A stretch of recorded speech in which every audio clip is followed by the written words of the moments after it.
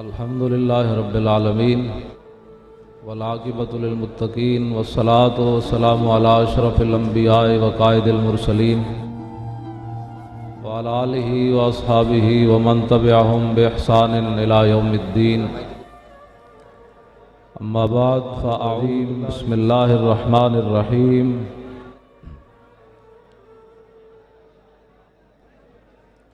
وَإِنَّكَ لَتَهْدِي إِلَىٰ صِرَاطٍ مُسْتَقِيمٍ صدق اللہ العظیم۔ گرامی قدر حضرات، جہاں بھی آپ حضرات کو جگہ ملے تشریف رکھیں، انتظامیہ سے مت الجھیں، یہ ہمارے نظم و ضبط کا جو ہے وہ امتحان ہے، آپ حضرات ان کی بھی مجبوری ہے، جہاں بھی جس کو جگہ ملے وہ تشریف رکھے۔ گرامی قدر حضرات، قبلہ علامہ الحافظ ڈاکٹر محمد اشرف آصف جلالی صاحب زیدہ مجدہ الکریم ادارہ صراط مستقیم کے آپ بانی ہیں اور آپ حضرات کے سامنے جلوہ فرما ہیں۔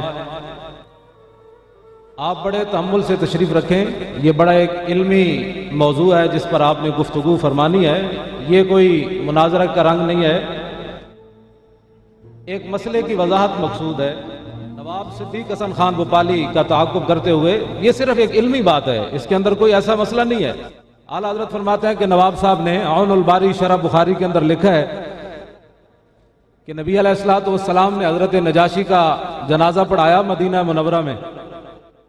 اور حضور علیہ السلام نے قبلہ کی جانب منہ کیا، تو نواب صاحب جن کے بارے میں مولانا عبدالحی لکھنوی صاحب نے کہا تھا کہ العروج بالفروج، یہ اہل علم اس کا معنی اچھی طرح سمجھتے ہیں۔ اعلیٰ حضرت فرماتے ہیں کہ